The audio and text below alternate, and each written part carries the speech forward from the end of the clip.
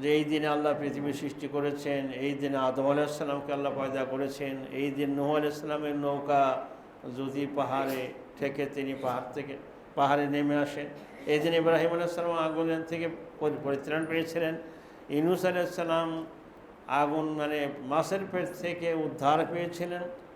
এই সবগুলোই ভিত্তিহীন। এবার সহি কোনো বর্ণনা হাদিস থেকে পাওয়া যায় না। সহি হাদিস একটাই পাওয়া যায় আশুরা সম্পর্কে, সেটি হচ্ছে সহি বুখারী এবং সহি মুসলিমের বর্ণনা। রাসূলুল্লাহ সাল্লাল্লাহু আলাইহি সাল্লাম যখন মক্কা থেকে মদিনায় হিজরত করে গেলেন, গিয়ে সেখানে দেখলেন যে ইহুদিরা রোজা রাখছে। আমরা জানি যে মদিনাতে 3টা ইহুদি গোত্র বাস করত, বনু কোরাইজা, বনু নাজির এবং বানু মুস্তালিক। ইহুদিরা মদিনায় কী করত? তাদের মদিনায় কাজ কী? তারা মদিনার বাসিন্দা ছিল না, মদিনায় অন্য জায়গা থেকে এসে বসতি স্থাপন করেছিল। কারণ তাদের তাওরাতে লেখা ছিল যে শেষ জামানার নবী এই মদিনাতেই তার শেষ মিশন, এখান থেকেই বিশ্ব শাসন করবেন। তো তাদের আশা ছিল যে বানু ইসরাইলেই যেহেতু লক্ষাধিক নবী রাসূল এসেছেন, তো শেষ নবীও বানু ইসরাইল থেকে আসবেন। তারা এসে দেখলেন যে না, বানু ইসরাইল থেকে শেষ নবী আল্লাহ পাঠান নাই, তিনি এসেছেন বানু ইসমাইল থেকে, ইসমাইলের বংশ থেকে। তখন থেকে তারা বিরোধিতা শুরু করে। তো রাসূলুল্লাহ সাল্লাল্লাহু আলাইহি ওয়াসাল্লাম তাদের জিজ্ঞেস করলেন, মা হাযাল ইয়াউমুল্লাযী তাসুমুনাহু, এটা কোন দিন যে তোমরা আজকে এইভাবে রোজা রাখছো সবাই? তখন তারা জবাবে বলছেন, হাদা ইয়াউমুন আযীম, এটা একটা মহান দিন, এটি বিশাল একটা বড় দিন। আনজাল্লাহু ফীহি মূসা কওমহু, এই দিনে আল্লাহ রাব্বুল আলামিন হযরতে মূসা আলাইহিস সালাম এবং তার সম্প্রদায়কে, তার কওমকে ফেরাউনের অত্যাচার থেকে নাজাত দিয়েছিলেন। ওয়াগররাকা ফিরআউনা ওয়া কওমাহু, এবং ফেরাউন আর তার দলবলকে শতভাগ অসহায় অবস্থায় লোহিত সাগরে নাকানি চোয়া রেখে শরীর সমাধি ঘটিয়ে দুনিয়া থেকে বিদায় করে দিয়েছিলেন। পাসামা মূসা শুকরাল্লাহ, মূসা আলাইহিস সালাম আল্লাহর প্রতি কৃতজ্ঞতা প্রকাশের উদ্দেশ্যে এই দিন রোজা রেখেছিলেন। ফানাহনু নাসুমুহু, সেজন্য আমরা রোজা রাখি। রাসূল সাল্লাল্লাহু বলছেন, ফানাহনু আহাক্কু মিন্না বিমূসা, তোমাদের চেয়ে মূসার প্রতি আমার বেশি হকদার। মূসা নবী, আমিও নবী। তোমরা হয়তো দাবি করছো মূসা আলাইহিস সালামের উম্মত, আর একজন নবী আর একজন নবীর ভাই। রাসূল সাল্লাল্লাহু তখন রোজা রাখলেন। ফাসামা ওয়া আমারা বিসিয়ামি, এবং একজন সাহাবীকে ঘোষক নিযুক্ত করলেন, সবাইকে বলে দাও যেন আশুরার রোজা রাখেন। এভাবে রাসূল সাল্লাল্লাহু আশুরার রোজা রেখেছেন। এটাই হচ্ছে আশুরার সম্পর্কে একমাত্র ঘটনা, যে মূসা আলাইহিস সালামের পরিত্রাণের দিবস আর ফেরাউনের সাগরে ডুবে মরার দিবস। এখন এত বড় একটা ঘটনা, পুরা কোরআনে কারিমের সর্ববৃহৎ ঘটনা হচ্ছে আশুরার ঘটনা। কোরআন মাজিদের সবচেয়ে বড় আলোচনার বিষয় হচ্ছে মূসা আলাইহিস সালাম এবং ফেরাউনের ঘটনা। আপনি কোরআনে কারিম করে দেখবেন, বড় বড় প্রত্যেকটা সূরার ভিতরে আল্লাহ রাব্বুল আলামিন মূসা আলাইহিস সালামের কথা আর ফেরাউনের কথা বলেছেন। সূরা বাকারা থেকে শুরু করে মূসা আলাইহিস সালামের জন্ম, তার লালন পালন, তাকে সাগরে নদীতে ভাসিয়ে দেওয়া, ফেরাউনের বাড়িতেই তিনি বড় হতে থাকলেন, এরপরে নবুয়ত প্রাপ্ত হলেন, তারপরে শুরু করে মাদিয়ান চলে গেলেন, সেখানে হযরত শুআয়ব আলাইহিস সালামের বাড়িতে 10 বছর রাখালি করলেন, তার মেয়েকে বিবাহ করলেন। এই বিশাল বর্ণনা, পুরো কোরআন, সারা কোরআনে শুধু মূসা আর ফেরাউনের ঘটনা। যেই কোরআনে কারিমে মূসা আলাইহিস সালাম আর ফেরাউনের ঘটনা আল্লাহ বললেন, বাংলাদেশের কিছু মানুষ আশুরার এই ইতিহাসকে বিকৃত করে এটাকে টেনে নিয়ে যায় কারবালার দিকে, এবং কারবালায় গিয়ে এটাকে শোক দিবস বানিয়ে ফেলে, শোক পালন করে। আসলে তো আশুরা শোকের দিবস নয়, এটা শুকরিয়ার দিবস, এটা মুসলিম উম্মার জন্য বিজয়ের দিবস। শতাব্দীর পর শতাব্দী ধরে ফেরাউন মুসলিম জাতির উপরে যে অত্যাচার করেছিল, মানে স্ত্রীর অত্যাচারের পরিসমাপ্তি ঘটেছিল ফেরাউনের এই সাগরে ডুবে মারা যাওয়ার পরে। এবং কোন কোন ইতিহাসের বইতে এটাও লেখা আছে যে ফেরাউন ডুবে মরেছিল নীল নদে। এটাও ঠিক নয়, কারণ সাগর ওয়াজনাজ্জাইনাকুম মিন আলি ফিরআউনা ইয়াসুমুনাকুম সুআল আযাব। সূরা বাকারা আল্লাহ রাব্বুল আলামিন বলেছেন ৪৯ নম্বর আয়াত, যে স্মরণ করো সেই সময়ের কথা যখন আমি তোমাদেরকে নাজাত দিয়েছিলাম ফেরাউন এবং তার কওমের অত্যাচার থেকে। ইয়াসুমুনাকুম সুআল আযাব, যারা তোমাদেরকে কঠিন শাস্তি দিত, তোমাদেরকে অত্যাচার করত, যেটা তোমাদের জন্য খুব অপছন্দনীয় ছিল। সেই শাস্তিটা কী ছিল? ইউযাব্বিহুনা আবনাআকুম, তোমাদের পুত্র সন্তানদেরকে হত্যা করত। ওয়াস্তাহয়ুনা নিসাআকুম, আর তোমাদের কন্যা সন্তানদেরকে জীবিত রাখত।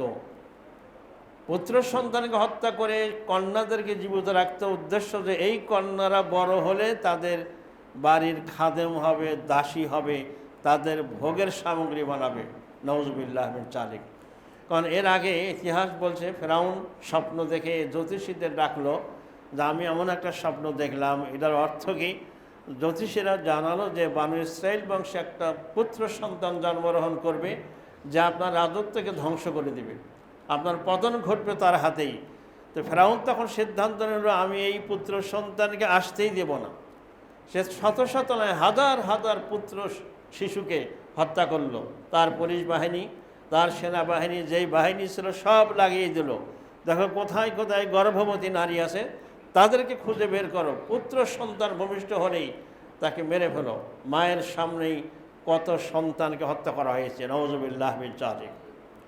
মূসা আলাইহিস সালাম অলৌকিকভাবে বেঁচে গিয়েছিলেন এবং ফেরাউনের বাড়িতেই লালিত পালিত হয়েছিলেন। এ কথা আল্লাহ তাআলা কোরআনে বলেছেন। আলহামদুলিল্লাহ, রাখে আল্লাহ, মারেখে আল্লাহ কীভাবে বড় করলেন। আল্লাহ রাব্বুল আলামিন কোরআনে কারিমে সবচেয়ে বেশি আলোচনা করেছেন, বর্ণনা করেছেন মূসা আলাইহিস সালামের কথা। তাহলে কোরআন এবং হাদিসের এই বর্ণনাকে এড়িয়ে গিয়ে এমন কিছু মিথ্যা এবং অবাঞ্ছিত অবাস্তব কথা আশুরাকে কেন্দ্র করে বানানো হয়েছে। বাংলাদেশ সহ এই অঞ্চলের মানুষেরা মনে করে আশুরা মানেই কারবালা, অথচ আশুরার যেই ফজিলত, যেই তাৎপর্য, এর সাথে কারবালার সম্পর্ক নেই। কারণ কারবালার ঘটনা ঘটেছে রাসূল সাল্লামের ওফাতের 50 বছর পরে। নবী মুহাম্মদুর রাসূলুল্লাহ সাল্লাল্লাহু আলাইহি ওয়াসাল্লামের ওফাত হয়, তার ইন্তেকাল হয় 11 হিজরি রবিউল আউয়াল মাসের 12 তারিখে। আর কারবালার ঘটনা ঘটল 61 হিজরির মুহররম মাসের 10 তারিখে, ঠিক 50 বছর 2 মাস পরে। রাসূল সাল্লাল্লাহু আলাইহি ওয়াসাল্লাম আশুরা সম্পর্কে যত কথা বলেছেন, মুহররম সম্পর্কে যত কথা বলেছেন, যত ফজিলত বর্ণনা করেছেন, এটা কারবালার জন্য নয়, এটা মুহররম মাসের আলাদা একটা বৈশিষ্ট্য আছে। তিনি বলেছেন আফদালুস শাহরে আফদালুস সিয়াম বাদা শাহরে রমাদান শাহরুল্লাহিল মুহররম। রমাদানের রোজার পর আল্লাহর কাছে সবচেয়ে ফজিলতপূর্ণ সাওম হচ্ছে আল্লাহর মাস মুহররম মাসের রোজা। মুহররম মাসকে আল্লাহ রাব্বুল আলামিন রাসূল সাল্লাল্লাহু আলাইহি ওয়াসাল্লাম এই মাসকে আল্লাহর মাস বলেছেন। সব মাসই তো আল্লাহর, তারপরে এটাকে আল্লাহর মাস বলেছেন। তাহলে আশুরা মূলত যেই ঘটনার জন্য আশুরার ফজিলত। এবং আরেকটা কথা আমাদের দেশে খুব চালু আছে যে আশুরার দিন, যেদিন শুক্রবার হবে, জুমাবার হবে, সেই দিন কিয়ামত হবে। এই সম্পর্কে কোনো হাদিস পাওয়া যায় না। সহি হাদিস হচ্ছে জুমার দিন কিয়ামত হবে, কিন্তু আশুরার দিন কিয়ামত হবে এটা সঠিক নয়। তবে আশুরার দিন জুমার দিন ছিল কারবালার ঘটনা যেদিন ঘটেছিল, সেদিন 10ই মুহররম এবং জুমার দিন ছিল। কত মর্মান্তিক ঘটনা। নবী মুহাম্মদুর রাসূলুল্লাহ সাল্লাল্লাহু আলাইহি ওয়াসাল্লামের কলিজার টুকরা হুসাইন ইবনে আলী রাদিয়াল্লাহু তাআলা আনহুমা, তিনি শাহাদাত বরণ করলেন। কত মর্মান্তিক ঘটনা, কত দুঃখজনক ঘটনা, বেদনাদায়ক ঘটনা। তিনি যুদ্ধ করতে যান নাই, তিনি গিয়েছিলেন কুফাবাসীর দাওয়াতে। তিনি তার পরিবারদের নিয়ে গেছেন, শিশুদের নিয়ে গেছেন, কিশোরদের নিয়ে গেছেন। তিনি যুদ্ধ করতে গেলে তো তার সেনাবাহিনী নিয়ে যেতেন, অস্ত্র নিয়ে যেতেন। সেখানে গিয়ে তাকে যেভাবে নৃশংস শহীদ করা হলো এবং তার পরিবারের সকলকে মেরে ফেলা দেওয়া হলো এবং তার লাশ, তার দেহ থেকে তার মস্তক কেটে ফেলা হলো, এটা নিয়ে ঈদের সামনে হাজির করা হলো। নাউযুবিল্লাহ মিন যালিক।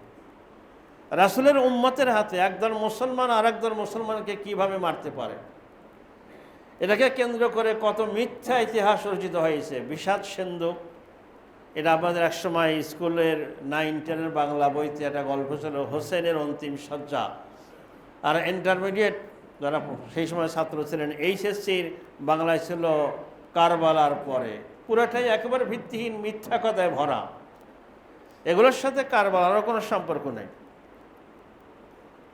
এখন আসল কথা হচ্ছে, নবী মুহাম্মদুর রাসূলুল্লাহ সাল্লাল্লাহু আলাইহি ওয়াসাল্লাম যখন দ্বীনের দাওয়াত দিচ্ছিলেন, তখন আরব দেশসহ সারা পৃথিবীতে, বিশেষ করে আরব জাহানে কোনো রাষ্ট্র ব্যবস্থা ছিল না। সেখানে মানুষ চলত কবিলা কেন্দ্রিক, গোত্র কেন্দ্রিক।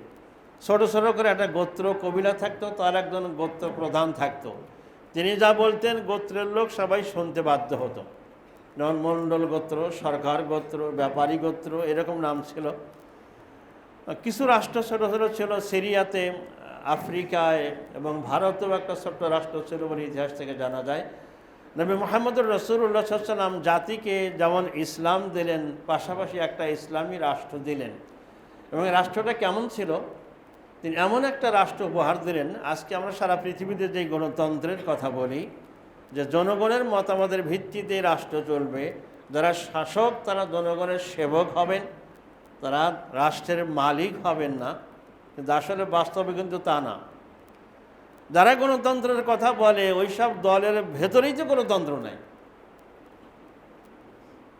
শাসক মারা গেলে তার মেয়ে বা তার স্ত্রী হয় ওই দলের আবার প্রধান, বা ওই তিনি হবেন প্রধানমন্ত্রী বা প্রেসিডেন্ট। তাহলে গণতন্ত্র কোথায়? অথচ নবী মুহাম্মদুর রাসূলুল্লাহ সাল্লাল্লাহু আলাইহি ওয়াসাল্লাম এমন একটা রাজনীতির সন্ধান দিলেন বিশ্ববাসীকে, যে পরিবারতন্ত্র, রাজতন্ত্র, রক্তের সম্পর্কের কোনো লোক শাসক হবে না।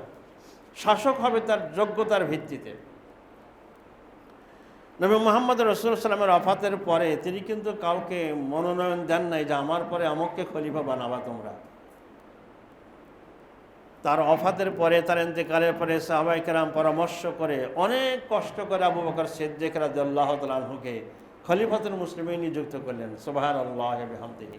তিনি হতে চান নাই, কারণ এখনও রাষ্ট্রের শাসক হওয়া এটা আরও এত কঠিন কাজ, এর জবাবদিহিতা, এর অ্যাকাউন্টেবিলিটি এত ভয়াবহ, কোনো ইমানদার এটা নিতে চান এই দায়িত্ব।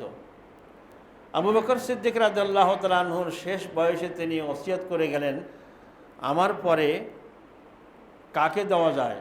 সাহাবারা বললেন যে আপনি যাকে ভালো মনে করেন। উনি ওনার রক্তের সম্পর্কের কোনো আত্মীয়কে মনোনয়ন দেন নাই। উনি দিলেন কাকে? হযরত ওমর বিন খাত্তাব রাদিয়াল্লাহু তাআলা আনহু, যিনি ছিলেন অর্ধ পৃথিবীর শাসক। রাসূলুল্লাহ বলেছেন আমার পরে কোনো নবী আসবে না, যদি আল্লাহ নবী পাঠাতেন তাহলে অবশ্যই ওমর রাদিয়াল্লাহু তাআলা নবী হতেন। সুবহানাল্লাহ। ওমর রাদিয়াল্লাহু তাআলা আনহু কিন্তু শহীদ হয়ে গেলেন। তার শাহাদতের আগে ওমর রাদিয়াল্লাহু তাআলা আনহু তিনি সাহাবাদের কয়েকটা পরামর্শ দিয়েছিলেন যে আমার পরে তোমরা কাকে খলিফা বানাবে। তিনি 6 জনের একটা, তিনি ওমর রাদিয়াল্লাহু তাআলা আহত হয়ে অনেকদিন ছিলেন। উনি যখন বুঝতে পারছেন আমার আর সুস্থ হওয়ার কোনো সম্ভাবনা নাই, তখনই তিনি ডেকে সাহাবীদেরকে বললেন, 6 জনের একটা কমিটি গঠন করলেন। বলে এই 6 জন পরামর্শ করে এই 6 জনের ভেতর থেকেই একজনকে তোমরা খলিফাতুল মুসলিমিন বানাবে। এবং তার ছেলে আব্দুল্লাহ ইবনে ওমরকে বললেন তুমি এদেরকে হেল্প করবে, তো খবরদার তুমি কিন্তু খলিফা হতে পারবে না, খলিফা হওয়ার জন্য চেষ্টাও করবে না। বলেন সুবহানাল্লাহ। ইসলাম কাকে বলে? আসলে গণতন্ত্র, শুধু গণতন্ত্রের কথাই যদি আপনি বলেন, তাহলে যেই গণতন্ত্রের কথা পলিটিক্যাল সায়েন্সে লেখা আছে, এটা বর্তমান পৃথিবীর কোন রাজনৈতিক দল মেনে চলে? কারণ ওই দলের ভিতরে তো গণতন্ত্র নাই। জেলা সভাপতি বলে দিল যে এই থানা সভাপতি হবে মিস্টার ট্যাবলেট, হয়ে গেল। এখানে কারো পরামর্শ মতামত নেওয়ারও প্রয়োজন নাই। কিন্তু একটা দল অবশ্য আছে, একটা ইউনিট সভাপতি হতে হলেও ইউনিটের 10 জন কর্মী থাকলে তাদের মতামত নিয়ে একজনকে সভাপতি বানানো হয়। বলেন আলহামদুলিল্লাহ। আপনারা খুঁজে দেখবেন এই দলটার নাম কি। যারা ইউরোপিয়ান ইউনিয়ন, তারা এই রিপোর্টটা দিয়েছে বাংলাদেশে একমাত্র একটা দল আছে যেই দলের ভেতরে গণতন্ত্র চর্চা হয়, যেই দলের আমির বা দলের প্রধান তার ছেলে, তার কোনো আত্মীয় ওই দলের প্রধান ইচ্ছা করলে হতে পারবে না। বলেন আলহামদুলিল্লাহ। সারা পৃথিবীর পত্রিকায় এসেছে বাংলাদেশের একটা দল আছে যেই দলের ভেতরে গণতন্ত্র চর্চা হয়, মানুষের মতামতকে গুরুত্ব দেওয়া হয়। বলেন আলহামদুলিল্লাহ। হযরত ওমর বিন খাত্তাব রাদিয়াল্লাহু তাআলা আনহু 6 জনকে কমিটি করে দিলেন, তারা 6 জন কমিটি গ্রহণ করলেন, তার ছেলে আব্দুল্লাহ হেল্প করলেন। তারা পরামর্শ করে হযরত আলী রাদিয়াল্লাহু তাআলা আনহুর সাথে সাক্ষাৎ করেন। ওই কমিটিতে আলীও ছিলেন। তারা বলছে যে আলী রাদিয়াল্লাহু তাআলাকে, যে আপনি তো মুহাম্মদ সাল্লামের আমাদের নবীর চাচাতো ভাই, একদিকে চাচাতো ভাই কেন আবু তালেবের ছেলে, আর একদিকে তার মেয়ের জামাই। তা আমরা সবাই মনে করেছিলাম লোকজন আপনাকেই হয়তো বেশি সমর্থন করবে, কিন্তু লোকজনের ইচ্ছা ওসমান রাদিয়াল্লাহু তাআলার দিকে। আলী রাদিয়াল্লাহু তাআলা বলছেন, ঠিক আছে, আমি ওসমানের হাতে বায়াত গ্রহণ করলাম, ওসমান হবেন ইসলামের তৃতীয় খলিফা। বলুন আলহামদুলিল্লাহ। ওসমান রাদিয়াল্লাহু তাআলা তিনি হযরত আলী রাদিয়াল্লাহু তাআলাকে মনোনয়ন দিয়ে যান। আলী রাদিয়াল্লাহু তাআলা শহীদ হয়ে গেলেন। তিনি তার শাহাদতের আগে তিনি হাসানকে খলিফা হিসাবে অনুমোদন দিয়েছিলেন। কিন্তু সারা দেশে যে বিশৃঙ্খলা তৈরি হলো, এখানে একটা কথা, আলী রাদিয়াল্লাহু তাআলা যখন খলিফাতুল মুসলিমিন, তখন কোনো কোনো অঞ্চলে ছিলেন আমিরে মুআবিয়া রাদিয়াল্লাহু তাআলা, তিনিও জলিল কদর সাহাবী ছিলেন।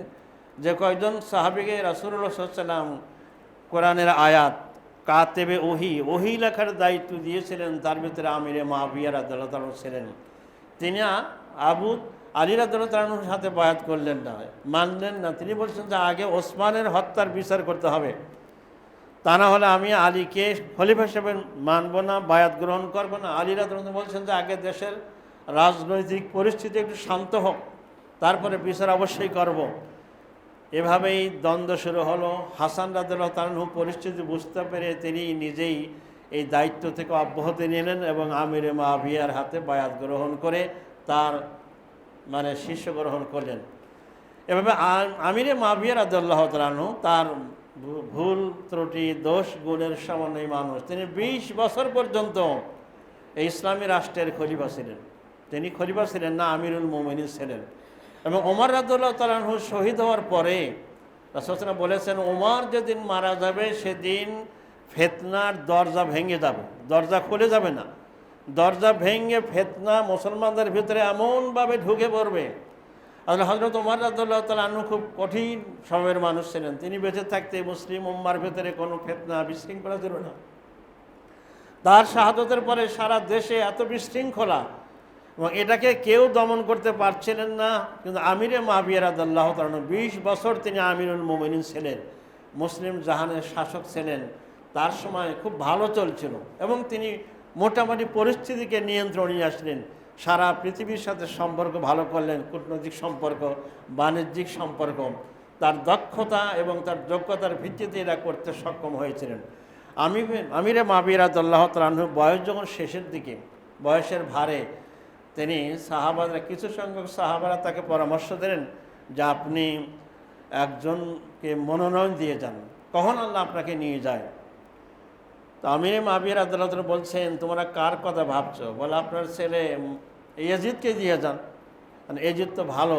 কারণ এর আগে ইয়াজিদ একটা যুদ্ধে, একটা নৌবাহিনীর অভিযানে একটা মুসলমানদের দুশমনদেরকে পরাজিত করে বড় ধরনের একটা বিজয় অর্জন করেছিল। ইয়াজিদ খুব শিক্ষিত ছিল, বিচক্ষণ ছিল, যদিও স্বৈরাচার ছিল। সমস্যা ছিল একটাই, তার সকল অর্জন মেলান হয়ে গেছে একটাই, তার অত্যাচার এবং জুলুম নির্যাতন। এত বড় স্বৈরাচার ছিল। একজন সাহাবীর ছেলে এরকম হতে পারে, মাঝে মাঝে ভাবতে অবাক লাগে। আর একজন সাহাবী রাসূল সাহাবী গিয়ে আমিরে মুআবিয়াকে পরামর্শ দিলেন যে আপনি এরকম কাউকে মনোনয়ন দিয়ে যাবেন না, বরং আপনি তাই করুন যেটা রাসূলুল্লাহ সাল্লাল্লাহু আলাইহি ওয়াসাল্লাম করেছিলেন। তিনি কারোর নাম বলেন নাই। আল্লাহ রাসূল সাল্লাল্লাহু আলাইহি ওয়াসাল্লাম বিদায়ের পরে সাহাবায়ে কেরামগণ পরামর্শ ভিত্তিতে আবু বকরকে খলিফাতুল মুসলিমিন বানিয়েছিলেন। আমিরে মুআবিয়া আগের পরামর্শটাই গ্রহণ করলেন। তিনি তার ছেলে ইয়াজিদকে খলিফা হিসাবে, আমিরুল মুমিনিন হিসাবে মনোনয়ন দিয়ে যান। এবং এর ভিত্তিতেই অনেক বড় ঘটনা, যারা খুতবার সংক্ষিপ্ত পরিসরে আলোচনা করা সম্ভব নয়। হযরত হুসাইন রাদিয়াল্লাহু তাআলা যখন মদিনায় ছিলেন, তখন মদিনায় কুফা থেকে প্রায় 5 শতাধিক চিঠি গেছে ইমাম হুসাইনের কাছে যে আমরা ইয়াজিদের আধিপত্য মানি না, আপনাকে আমরা আমিরুল মুমিনিন হিসাবে চাই, আমরা আপনার হাতেই বায়াত করতে চাই, আপনি কুফায় চলে আসেন। এতগুলো চিঠি পাওয়ার পরে হযরত হুসাইন রাদিয়াল্লাহু তাআলা আনহু, হুসাইন ইবনে আলী রাদিয়াল্লাহু তাআলা আনহুমা তিনি মদিনা থেকে মক্কায় গেলেন, সেখান থেকে তিনি কুফার দিকে আসলেন। সেই সময় অনেকগুলো সিনিয়র সাহাবী, বয়োবৃদ্ধ সাহাবী বেঁচে ছিলেন। তারা এক সাহাবী এসে হুসাইনের উটের লাগাম টেনে ধরেছেন যে, হুসাইন কোথায় যাওয়া হচ্ছে? বলে কুফায়। বলে কেন যাচ্ছ? বলে আমাকে যেতে দাওয়াত দেওয়া হয়েছে। বলে যাবে না, তুমি যাবে না, কারণ ওই কুফাবাসী তোমার বাবা আলী রাদিয়াল্লাহু তাআলার সাথে অত্যাচার করেছে, তার সাথে বেয়াদবি করেছে, যে নিষ্ঠুর আচরণ করেছে, এরা তোমার সাথে করে ছাড়বে, তোমার যাওয়া ঠিক হবে না। কিন্তু হুসাইন রাদিয়াল্লাহু তাআলা চলে গেলেন। এটাকে ফকিগণ বলছেন তার ইজতিহাদি গলত, তার গবেষণার ত্রুটি।